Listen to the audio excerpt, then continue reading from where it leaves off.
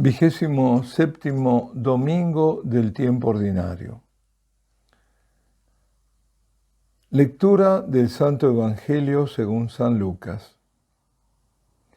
En aquel tiempo los apóstoles le dijeron al Señor: aumentanos la fe. El Señor dijo: si tuvierais fe como un granito de mostaza, diríais a esa morera: arráncate de raíz y plántate en el mar, y os obedecería. ¿Quién de vosotros, si tiene un criado labrando o pastoreando, le dice cuando vuelve del campo: enseguida ven y ponte a la mesa? ¿No le diréis más bien: prepárame de cenar, cíñete y sírveme mientras como y bebo, y después comerás y beberás tú? ¿Acaso tenéis que estar agradecidos al criado porque ha hecho lo mandado? Lo mismo vosotros. Cuando hayáis hecho todo lo que se os ha mandado, decid: somos siervos inútiles, hemos hecho lo que teníamos que hacer. Palabra del Señor. Las lecturas de hoy se centran en la fe. Con Abraham comienza la historia de la fe, digamos. En la primera lectura del profeta Habacuc, Dios llama a través del profeta a la fe. Dice: el altanero no triunfará, pero el justo por su fe vivirá. Es lo que leemos en esta traducción. Otra versión, por ejemplo, dice: sucumbirá quien no sea de mente recta, mientras que el recto vivirá por su fe. Bueno, de todos modos, lo que está diciendo es que el hombre recto, justo, que tiene fe, no sucumbirá. San Pablo, en la segunda lectura, exhorta a Timoteo, que dirige a su querido discípulo, esa es la carta, a tener fe y amor para superar los obstáculos que se interponen en el anuncio del Evangelio. Bueno, esto que le dice San Pablo a Timoteo debería interpelar hoy a muchos que buscan sustituir o han sustituido el diálogo por el anuncio, o mejor dicho, han sustituido el anuncio por el diálogo, traicionando el mandato del Señor, y lo han hecho para complacer al mundo. Nada de anuncio y todo diálogo.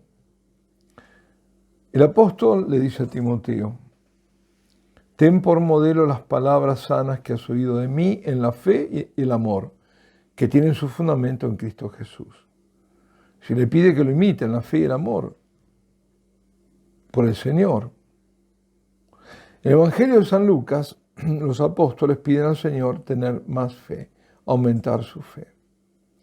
Ellos piden un aumento de fe asumiendo, dado por sentado, que ya tienen algo de fe. Bueno, Jesús los desilusiona, los desinfla sobre eso que creen tener. Si tuvieran la mínima fe, como un grano de mostaza, ¿no? Y ya en Mateo, en el capítulo de la Transfiguración, si lo recuerdan, cuando está bajando la montaña, un hombre se le arrodilla rogando a Jesús que sane a su hijo, que estaba poseído por un demonio. Y habían tratado de exorcizarlo los discípulos sin resultado alguno. Entonces Jesús les reprocha no haber tenido fe. Aquella fue la razón por la que no habían podido liberar al muchacho. Les había dicho a los discípulos: si tuvierais fe como un grano de mostaza, le diríais a aquel monte: trasládate desde ahí hasta aquí, y se trasladaría. Nada os sería imposible. Ahora en este Evangelio les dice: si tuvieras fe como un granito de mostaza, de nuevo, ¿no?, diríais a esa morera: arráncate de raíz y plántate en el mar, y os obedecería. O sea, les está diciendo: no tenéis la mínima fe. Es la fe, dice Jesucristo, la que mueve el mundo. Bueno, para hacerlo gráfico, pone como ejemplos del que tiene fe la de poder mover un árbol de lejos o una montaña. La fe de una persona toca el corazón de Dios, que actúa en favor de los que suplican con fe, de los que rezan con corazón sincero. Por la fe se sana la desconfianza del origen, cuando el hombre creyó a la serpiente y no a Dios. ¿Cuántas veces nos muestran los evangelios que el Señor responde a la fe de los que piden curación, de los que piden liberación? Les dice, tu fe te ha sanado, les dice, tu fe te ha salvado. Ahora, ¿cómo es mi fe? ¿Cómo es tu fe? ¿Es una fe alicaída? ¿Tu fe se muestra en confianza total, ilimitada a Dios, a su palabra, a su ley, a su providencia, a su clemencia, a su misericordia? Y otra pregunta, ¿cómo participas del culto eucarístico? Porque, ¿qué es el culto sino la celebración de la fe? ¿Qué es la adoración? Sino un acto de fe en la divinidad de Jesucristo y en su presencia verdadera, real en la Eucaristía. Sí, la adoración es consecuencia de la fe en la presencia divina. Es la fe la que mueve a la adoración. Y la adoración, hecha con corazón puro, con fe, mueve montañas. Mueve todos los obstáculos que se interpongan a Dios, al bien de las almas, a la salvación. Es importante recordar que nuestra fe católica es una fe eucarística. Por eso, qué poca fe hay, ¿no? Cuando vemos cómo se comulga, por ejemplo, cómo se celebra. ¿Cuántas veces lo tengo que decir? Y qué triste decirlo. No es acusar, es simplemente dar testimonio, observar. Nada más que eso. ¿Para qué? Bueno, para cambiar, para darnos cuenta, para ser conscientes de lo que estamos haciendo y para reparar tanto. Nosotros creemos que la hostia que vemos y que aparece como pan, cuando está consagrado ese pan, es en realidad Jesucristo. Es Dios mismo escondido tras esa apariencia. Por eso la fe en la Eucaristía, manifestada en la adoración, mueve montañas. La fe, la verdadera fe en la presencia divina en la Eucaristía, hace que sepa, no puedo acercarme a la comunión, a comer el pan eucarístico, el cuerpo del Señor, si no estoy en estado de gracia. No puedo hacerlo. Porque ese impedimento, esa montaña, la de estar en pecado grave, solo la puedo quitar yo, si me arrepiento, si me confieso y cambio de vida. Esa verdadera fe hace que yo sepa que no basta ella sola, la fe, para entrar en comunión con Dios, cuando esa comunión yo mismo la he roto por mi pecado. Como el salmista, ante el Santísimo Sacramento expuesto, decimos, entrad, postrémonos por tierra, bendiciendo al Señor, Creador nuestro, porque Él es nuestro Dios. Él es nuestro Salvador. Postrados adoremos al Señor, somos suyos, somos su pueblo, y Él hará maravillas.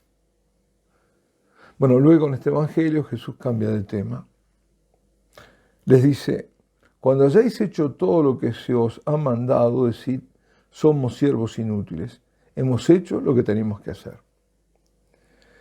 Si a los discípulos que le piden que les aumente la fe les muestra que ni siquiera tienen la fe que creen tener, ahora, para rematar, les dice que si hacen lo que les ha mandado, no se engríen, sino que se consideren siervos inútiles. En cualquier caso que hubieran hecho, por ejemplo, una liberación o sanado a alguien, otra cosa, no por eso deberían pensar que lo hicieron bien y merecían ser honrados por su trabajo. Todo lo que hubieran hecho habría sido porque obtuvieron la gracia de Dios, y quien debe ser honrado y agradecido es Dios. Y eso es para nosotros. Alguien se convierte, bendito sea Dios. Se convirtió por lo que dije, por mi palabra, bendito sea Dios porque he usado este pobre instrumento para tocar otra alma. Toda la gloria a Dios, no a nosotros, no a nosotros. Simplemente, en el caso de ellos, como nuestro, hubiéramos hecho lo que debíamos hacer, punto. El Señor nos manda a los sacerdotes, ahora en particular, a enseñar a su pueblo, a la porción de su pueblo que nos ha dado, a conducirlo por el camino de salvación, que es el de santidad, o sea, a santificarlo. Bueno, esto es lo que se llama la tria munera, o sea, el sacerdote recibe los 3 oficios, digamos, deberes de enseñar, gobernar y santificar a la porción del pueblo de Dios que le toque. ¿Qué debe enseñar el sacerdote? ¿Sus ideas, sus gustos, sus opiniones personales? Por supuesto que no. Enseñar es, en medio de la confusión sobre valores y a dónde se está yendo y dónde me llevan los pastores de la iglesia, una gran confusión, y se está diciendo lo contrario de lo que la iglesia dijo siempre, pues enseñar es iluminar con la verdad y con la luz de la palabra de Cristo y la luz del magisterio perenne de la iglesia. El sacerdote enseña en nombre de Cristo presente, propone la verdad que es Cristo mismo, su palabra y su manera de vivir y de avanzar en la vida hacia la vida eterna. Enseña la única novedad que puede provocar una auténtica y profunda renovación del ser humano. El Dios que actúa en la vida y para la vida del mundo y nos da la verdad, el camino para vivir. Para eso los sacerdotes nos da la gracia y debemos enseñar, santificar, guiar al pueblo cristiano de acuerdo al mandato del Señor. Y no considerar que por haberlo hecho debemos ser aplaudidos. Quien recompensa es el Señor. A nosotros nos toca ser conscientes de nuestras limitaciones y al mismo tiempo de la gracia de Dios, que obra a través de nuestras fragilidades, de nuestras miserias.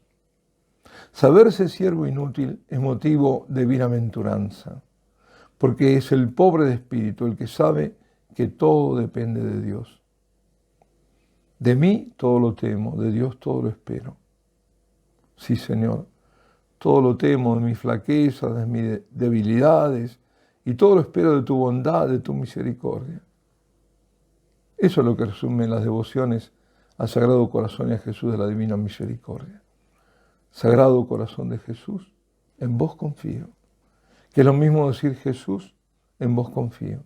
No en mí, no en otros, solo en ti. Bueno, pues hemos hablado de la fe que se manifiesta en la confianza de abandono en la misericordia de Dios, así como hablamos de la gracia, que hace posible en nosotros y a través de nosotros lo que para nosotros sería imposible. Y ahora dejen, queridos amigos, que les hable de la adoración, que significa centrar nuestras vidas en Dios. Quede claro, clarísimo, que Dios debe estar en el centro de nuestra vida, de la vida de la iglesia, de la vida de las familias, de la vida de la patria. Sin Dios estamos muertos, no somos nada, somos infelices, somos desgraciados, nunca mejor dicho. Cuando soy consciente de la presencia de Dios, lo adoro inmediatamente. Adorar significa ser consciente de esa presencia, poniendo a Dios por encima de todas las cosas. Así que la adoración es central en la vida de la iglesia. No es algo opcional, no es una devoción extra de la que se pueda prescindir. No. La adoración es lo más necesario para nuestra condición de criaturas e hijos de Dios amados por el Señor. Queridos amigos, en la medida en que la Eucaristía es devaluada como ahora, pisoteada, maltratada, motivo de horrendos sacrilegios, de tremendas, tristísimas indiferencias, que es despreciada, que es puesta como mercancía de intercambio, en esa medida, o mejor dicho, en mayor medida, debemos nosotros adorar y reparar en adoración. Alabado sea el Santísimo Sacramento del altar, sea por siempre bendito y alabado. Y la bendición de Dios Todopoderoso, Padre, Hijo, Espíritu Santo, descienda sobre vosotros y permanezca para siempre.